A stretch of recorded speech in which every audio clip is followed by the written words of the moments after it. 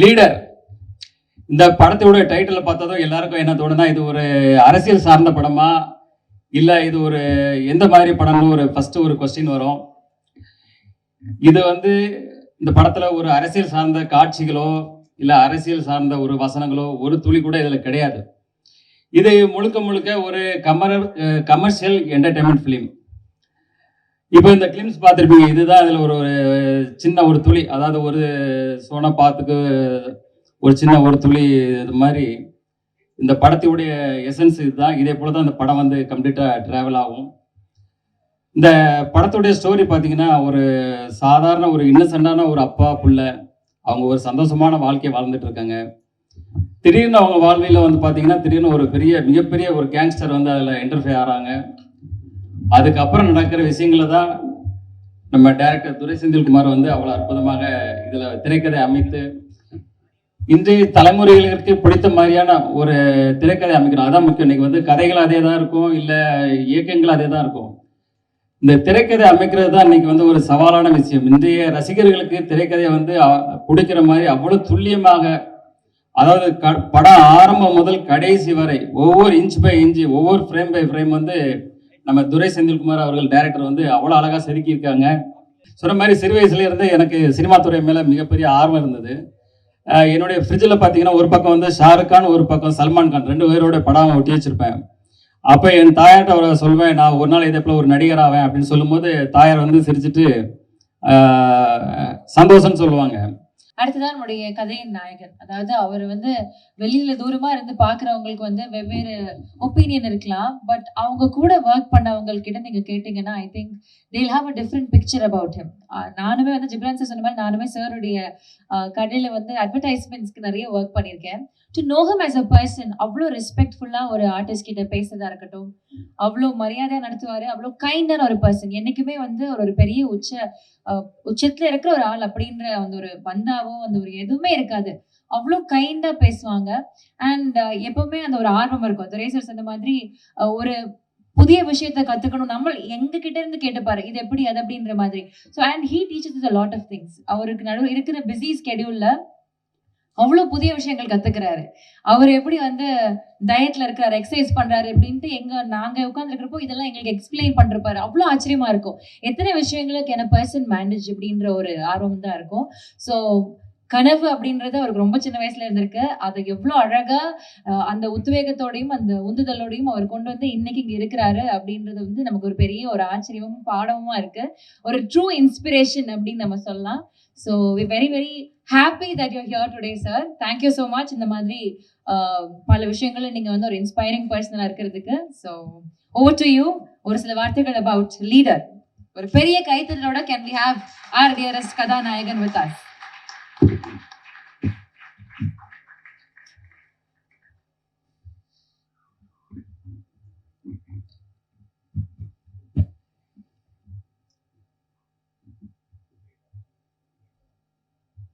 இந்த விழாவிற்கு வருகை தந்திருக்கும் அன்பும் பண்பும் நிறைந்த பத்திரிகை மற்றும் ஊடக நண்பர்கள் மற்றும் இந்த படத்தின் இயக்குனர் டைரக்டர் திரு துரை செந்தில்குமார் அவர்கள் மற்றும் இந்த படத்தின் இசை அமைப்பாளர் திரு ஜிப்ரான் அவர்கள், என்றும் என்னோடு நட்போடு இருந்து வரும் வியாபாரிகள் சங்க தலைவர் திரு விக்ரமராஜா அவர்களே,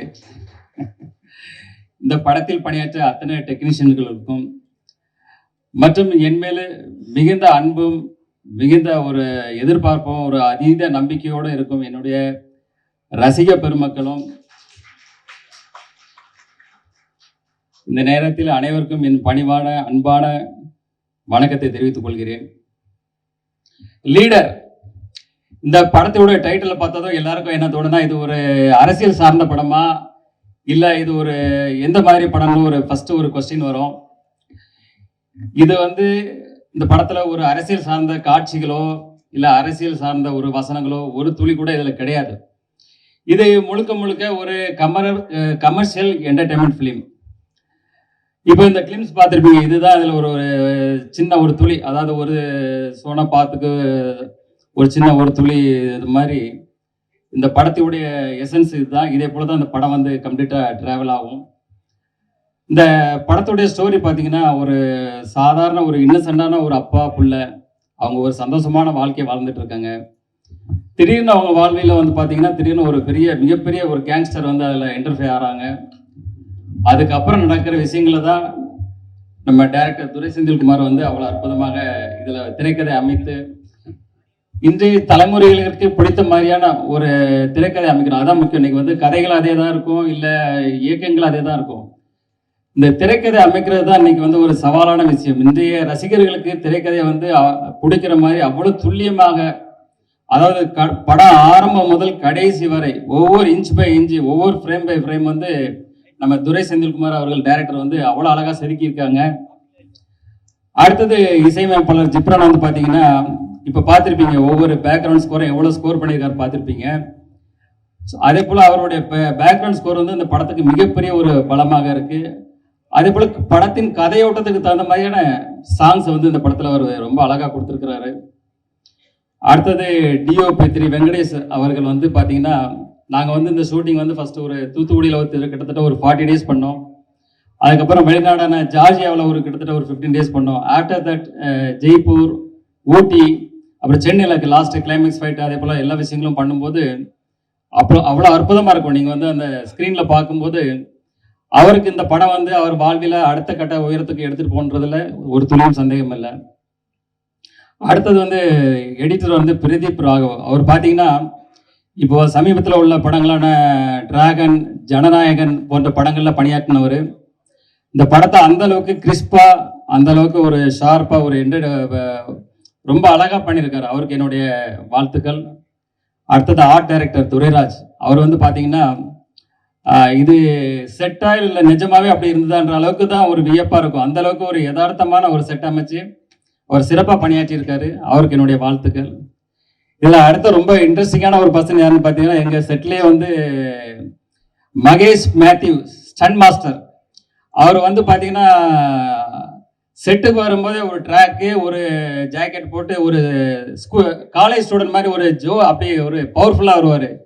அவர் வந்தாலே செட்டில் எல்லாருக்குமே ஒரு எனர்ஜி, ஒரு பவர் வந்துடும். ஏன்னா தலைவர் வந்து பார்த்தீங்கன்னா, இப்போ தான் நம்ம காந்தாரா 2ல் முடிச்சுட்டு வந்திருக்கிறாரு. அதில் பார்த்துருப்பீங்க அவர் என்ன வேலை பண்ணி வச்சிருக்கிறாருன்னு. ஸோ இந்த படத்துலேயும் அதே போல் சில வேலைகள்லாம் பண்ணியிருக்காரு. உங்களுக்கு ரொம்ப பிடிக்கும்னு நினைக்கிறேன். கண்டிப்பாக நீங்கள் ரசிப்பீங்க. அடுத்தது சிறு வயசுலேருந்து எனக்குள்ள ஆசைகளை சொல்லிட்டாரு சார். வந்து நான் பேசலான்னு அதுக்கு முன்னாடி சார் சொல்லிட்டாரு, இருந்தாலும் சொல்கிறேன். சொன்ன மாதிரி சிறு வயசுலேருந்து எனக்கு சினிமா துறை மேலே மிகப்பெரிய ஆர்வம் இருந்தது. என்னுடைய ஃப்ரிட்ஜில் பார்த்தீங்கன்னா, ஒரு பக்கம் வந்து ஷாருக் கான், ஒரு பக்கம் சல்மான் கான், 2 பேரோட படம் ஒட்டி வச்சுருப்பேன். அப்போ என் தாயார்கிட்ட அவரை சொல்வேன், நான் ஒரு நாள் இதே போல் ஒரு நடிகர் ஆவேன் அப்படின்னு சொல்லும்போது தாயார் வந்து சிரிச்சுட்டு சந்தோஷம்னு சொல்லுவாங்க. ஆனால் என்னுடைய சூழ்நிலை வந்து என்னுடைய ஃபேமிலி பிஸ்னஸ், என்னுடைய தந்தையாரோட மேலே நான் மிகப்பெரிய பக்தியும் மிகப்பெரிய ஒரு மரியாதையும் உள்ளவன். ஸோ என்னுடைய தந்தையார் பிஸ்னஸை நான் அவங்க கூட எடுத்து அவங்க கூட ட்ராவல் பண்ணும்போது என்னுடைய முழுமையாக ஒப்படைச்சி என்னுடைய முழு உழைப்பையும் கொடுத்து, ஏன்னா ஃபஸ்ட்டு பார்த்தீங்கன்னா காலையில் முதல் ஆளாக நான் ஸ்டாஃப் வரக்கு முன்னாடி முதல் ஆளாக கடைக்கு போவேன். கடை வேலையை முடிச்சு லாஸ்ட்டாக தான் நான் வந்து கடைசி ஆளாக தான் நான் வந்து போவேன். ஆரம்பம் முதல் இன்று வரைக்கும் அதே தான். இந்த படப்பிடிப்பில் அதே போல தான். செட்டுக்கு முதல் ஆளாக தான் போவேன், கடைசி ஆளாக தான் போவேன். ஏன்னா அந்த அளவுக்கு நான் எதில் இறங்குறனோ அதில் முழு ஃபோக்கஸ்டாக இவனுடைய முழு உழைப்பையும் அதில் இறக்கி செய்வேன். அதுதான் என்னுடைய கேரக்டர். அப்புறம் பார்த்தீங்கன்னா, இந்த படத்துடைய கண்டென்ட் வந்து இன்னைக்கு வந்து மக்கள் வந்து ஒரு பக்கம் கண்டென்ட் ஓரியன்ட் படம், ஒரு பக்கம் வந்து மாஸ் ஆக்ஷன்றாங்க. இப்போ நாங்கள் வந்து இதில் இந்த படத்தில் என்ன மெயினாக இது பண்ணியிருக்கோன்னா, ஒரு நல்ல ஒரு கதை அம்சம், கண்டென்ட் இருக்கணும், அதே போல் ஒரு மாஸ் எலிமெண்ட்ஸு, ஆக்ஷன் சீக்வன்ஸ் இருக்குன்ற மாதிரி இன்னைக்கு எல்லா தரப்பு மக்களுக்கும் இன்னைக்கு உள்ள ரசிகர்களுக்கு பிடிக்கிற மாதிரி இது ஒரு சிறப்பான படமாக இருக்குது. எங்கள் படக்குழுவும் சரி, நானும் சரி, இதை பார்த்துட்டு மிகப்பெரிய சந்தோஷமும் மிகப்பெரிய சாட்டிஸ்ஃபைடாக இருக்குது. அதே சந்தோஷமும் அதே சாட்டிஸ்ஃபைடும் உங்கள் எல்லாருக்கும் கிடைக்கும்னு நினைக்கிறேன். அப்புறம் சினிமா துறையை வந்து பார்த்தீங்கன்னா, இன்னைக்கு வந்து ஒரு தனிநபர் வெற்றி இல்லை, ஒரு படம் வெற்றி அடைகிறது ஒரு தனிநபர் வெற்றி இல்லை. அதாவது சினிமா துறையில் இன்னைக்கு வந்து பலாயிரம் தொழிலாளர் இருக்காங்க. இந்த பக்கம் தேட்டரில் பார்த்தீங்கன்னா கிட்டத்தட்ட அதில் பலாயிரம் தொழிலாளர்கள் வேலை செய்கிறாங்க. ஸோ ஒவ்வொரு படமும் நான் வெற்றி அடையணும்னு நினைப்பேன். ஏன்னா இன்னைக்கு வந்து பலாயிரம் தொழிலாளர்கள் வந்து இப்போ சினிமா துறை கொஞ்சம் இறங்குமுகமாக இருக்குது. இன்னைக்கு பலாயிரம் தொழிலாளர்களுடைய வாழ்க்கையை வந்து கொஞ்சம் அவங்களுக்கும் வேலை வாய்ப்புகள் குறையுது. புதுசாக வர்றவங்களுக்கும் வேலை வாய்ப்பு ஒழுங்கான முறையில் கிடைக்க மாட்டேங்குது. அதனால தான் நான் எப்பவுமே நினைப்பேன், அதில் இருக்கிற எல்லா படங்களுமே வெற்றி அடையணும்னு அப்படின்னு நினைப்பேன். அதே போல் பத்திரிகையாளர்களை நீங்களும் இந்த சினிமா துறை வளர்றதுக்கு உங்களுடைய முழு சப்போர்ட்டையும், அது சினிமா துறை மறுபடியும் எழுச்சி பெறதுக்கு உங்கள் அனைவருடைய சப்போர்ட்டும் என்ன கேட்டுக்கிறேன். இந்த படத்தினுடைய சிங்கிள் வந்து வர்ற 14ஆம் தேதி காதலர் தினத்தன்று முதல்ல இதை வெளியிடுறோம், முதல் சிங்கிளை. அப்புறம் வந்து பார்த்தீங்கன்னா மார்ச் 6ஆம் தேதி வந்து கிளிம்ஸ் வெளியிடுறோம். அது இதே போல் ஒரு பவர்ஃபுல், இதை விட பவர்ஃபுல் பேக்கடாக இருக்கும். அது நீங்கள் வரும்போது பார்ப்பீங்க. அடுத்தது இந்த படத்தை வந்து ஏப்ரல் மாதத்தில் ரிலீஸ் பண்ணுறதுக்கு எல்லா வேலைகளும் போயிட்டுருக்கு. அதுக்கு முன்னாடி ஒரு 10-12 நாளைக்கு முன்னாடி நாங்கள் வந்து ஆடியோ ஃபங்க்ஷன் வந்து ரொம்ப கிராண்டாக பண்ணணும்.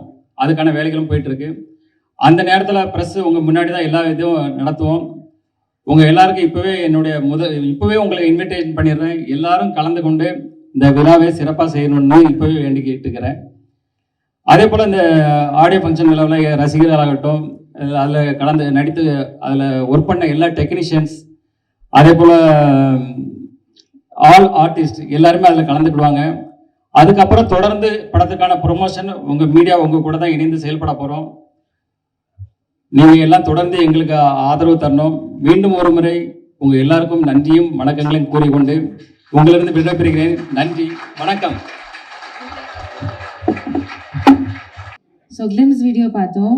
ஐ think a different flavour of legend sir நம்ம பார்க்குறோம். அப்படியே ரத்தமும் காயங்களுமா வந்து பார்க்குறோம். And one dialogue that really just peaked, ஒவ்வொரு குழந்தைக்கும் தன்னுடைய அப்பா தான் ஹீரோ அப்படின்ற மாதிரி. Everybody could relate to feeling இல்லை, எல்லாருக்குமே அவங்க அப்பா வந்து ஏதோ ஒரு வகையில் ஒரு மிகப்பெரிய ஒரு ஹீரோவாகவும் ஒரு பெரிய இன்ஸ்பிரேஷனாகவும் இருக்கும். ஸோ இந்த கதையில் ஒரு அழகான ஒரு அப்பா பொண்ணுக்கான பாண்டிங்க ரொம்ப பியூட்டிஃபுல்லான ஒரு கதையில வந்து நம்மளுக்காக சொல்லியிருக்காங்க. So it be very emotionally driven plus commercial film for sure. And background music வந்து அதுக்கேற்ற மாதிரி இட்ஸ் இஸ் எலிவேட்டிங். இந்த கிளிம்ஸ் வீடியோலேயே ஒரு சின்ன சாம்பிளே சூப்பராக இருக்கு. Thank you so much. So Durai sir has done his magic in the film. And Saravanan sir வந்து அவரோட லுக்ஸ்லையும் சரி, அவரோட இந்த way of delivering each dialogue அதில் நம்மளை இம்ப்ரெஸ் பண்ணியிருக்காரு. Thank you to the entire team. So இவங்க 3 பேருமே இப்போ நம்ம அழகா with lots of love and respect we invite them. So முதல்ல I invite ஜிப்ரான் அவர்கள், the fantastic music director, to please join us on stage. அவர்களை தொடர்ந்து இயக்குனர் துரை செந்தில் அவர்களை அன்போடு மேடைக்கு அழைக்கிறோம். And with lots of respect நம்மளுடைய dearest legend சரவணன் அவர்களையும் அன்போடு மேடைக்கு அழைக்கிறோம்.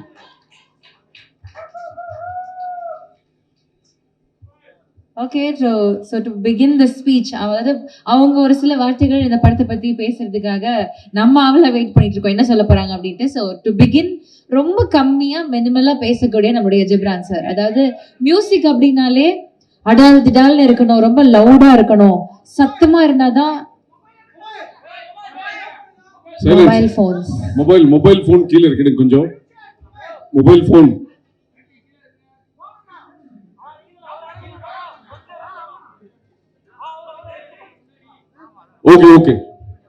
ஓகே, ஸோ மியூசிக் அப்படின்னாலே ரொம்ப லவுடா இருக்கணும், ரொம்ப அடால் திடால்னு இருக்கணும் அப்படின்றதெல்லாம் இல்லை. ஐ திங்க் ஸ்மால் பாஸ், அதுக்கு கூட ஒரு சத்தமான ஒரு வேல்யூ இருக்கு அப்படின்ட்டு அடிக்கடி நம்மளுக்கு ரிமைண்ட் பண்ற one of the finest versatile music director that we are blessed with, நம்மளுடைய டியரஸ்ட் ஜிப்ரான் சார் அவர்களை பேசுவதற்காக அன்போடு மேடை கிடைக்கணும்.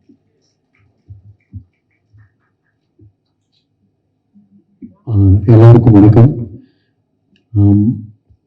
எல்லா படமே ஸ்பெஷல் படம், பட் இந்த படம் வந்து பிகாஸ் ஃபர்ஸ்ட் நான் டேரக்டர் கிட்ட இருந்து சொல்கிறேன். எல்லா டேரக்டரும் அவங்களோட ஃபில்மோகிராஃபியில் நிறையா ஃபில்ம்ஸ் இருக்கும். நம்ம ஏதாவது ஒரு ஃபில்ம் வந்து மிஸ் பண்ணியிருப்போம். பட் என்னோட டேரக்டர் கூட, ஐ மீன் இப்போ இந்த படத்துலேருந்து நான் அப்படி தான் சொல்கிறேன். பட் ஒரு டேரக்டர் அவரோட ஃபில்ம்ஸ் நான் எதுவுமே மிஸ் பண்ணாமல் பார்த்த ஒரு டேரக்டர் வந்து எங்கள் டைரக்டர் தான். அண்ட் பிகாஸ் ஏன்னா அந்த ஒரு கமர்ஷியல் பேக்கேஜ், ஒரு ஃபுல்ஃபில்லிங்கான ஒரு படம் பார்க்கும் பொழுதும் எல்லா தரப்பு ஆடியன்ஸுக்குமே ஒரு என்டர்டெய்னிங்காக கொடுக்குற ஒரு மேஜிக் அவர்கிட்ட இருக்குது. அண்ட் அந்த ஒரு மேஜிக் வந்து இன்னும் ஒரு பிரம்மாண்டமாக ஒரு லார்ஜர் ஸ்கேலில் அண்ட் என்ன சொல்றது, நம்ம ரொம்ப நாள் தமிழ் சினிமாவில் மிஸ் பண்ண ஒரு ஃப்ளேவர், எனக்கு பர்சனலி மிஸ் பண்ண ஒரு ஃப்ளேவர் இப்போது எங்களோட லீடர் படம் மூலிமா வந்திருக்குன்னு I feel. And of course legend sir கூட நான் சார் ஆக்சுவலி இது வந்து ஃபர்ஸ்ட் கொலாபரேஷன் இல்லை, நான் ஆட்ஸ் பண்ணும்போது நான் ஆட்ஸ் பண்ணியிருக்கேன்.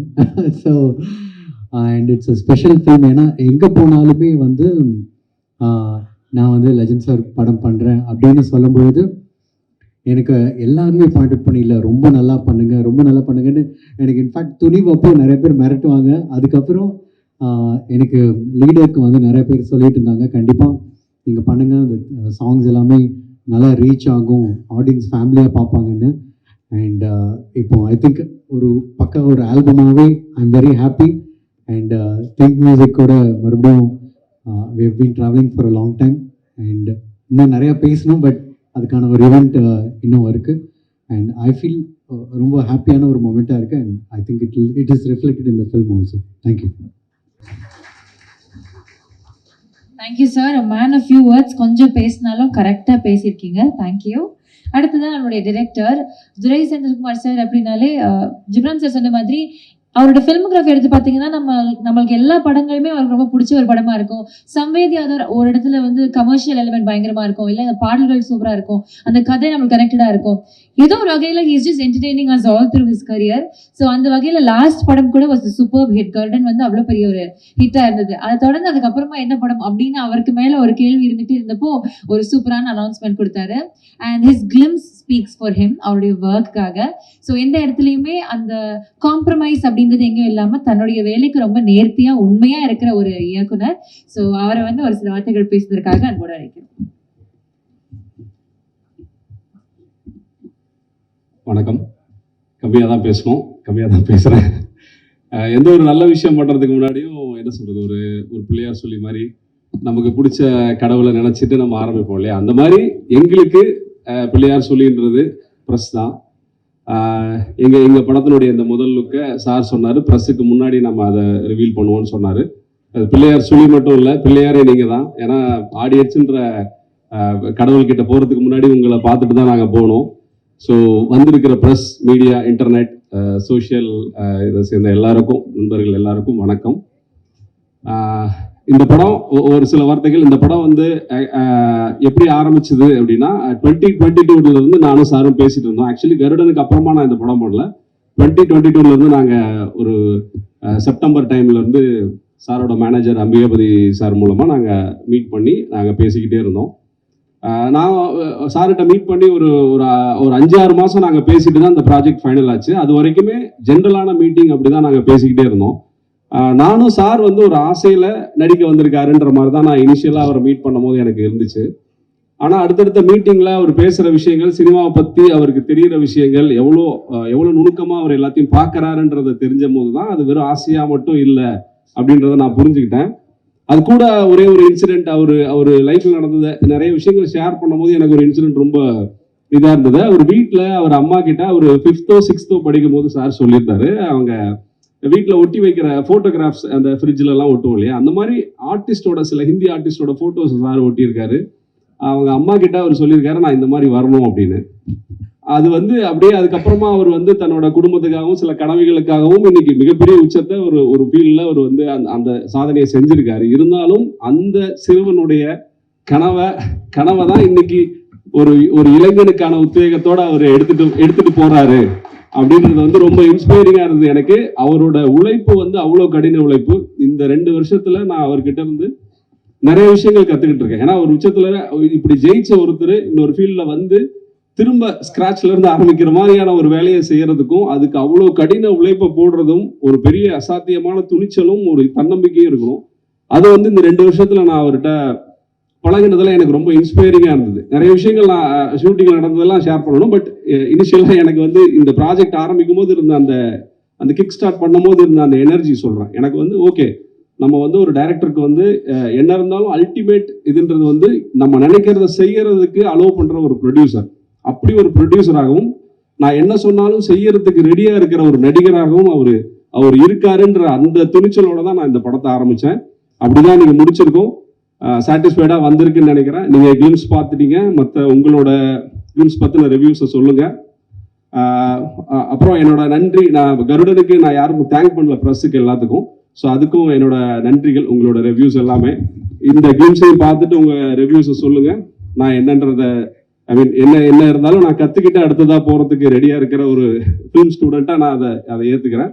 ரொம்ப நன்றி. என்னோட க்ரூவுக்கும் music director, cameraman, art director, fight master, editor வரல இன்னைக்கு, அவருக்கு எல்லாருக்கும் என்னோட தேங்க்ஸ். என்னோட டீம், என்னோட கோ டைரக்டர்ஸ், என்னோட ரைட்டர் டீம் எல்லாருக்கும் என்னோட நன்றிகள். இந்த படத்தினுடைய காஸ்ட், நடிகர்கள் பெரும்பாலானவங்கள நாங்கள் கூப்பிடல. ஏன்னா ஒரு சின்ன ஈவெண்ட்டாக பண்ணலாம் சார் சொன்னார். இந்த கிளிம்ஸை வந்து ஒரு சின்ன ஈவெண்ட்டாக பண்ணுவோம் அப்படின்னு சொன்னார். நானும் ஒரு சின்ன ஈவெண்ட்டாக இருக்குன்னு தான் நினச்சேன். பட்டு சார் அவர் பாயிண்ட் ஆஃப் வியூவில் சின்ன ஈவெண்ட்டுன்னு சொல்லியிருக்காரு. ஃபர்தரான ஈவெண்ட்ஸில் நம்ம நடிகர்கள் எல்லாருமே வருவாங்கன்னு நினைக்கிறேன். ப்ளீஸ் உங்கள் கமெண்ட்ஸை சொல்லுங்கள். வாய்ப்புக்கு நன்றி. Thank you. Thank you, sir. Thank you so much.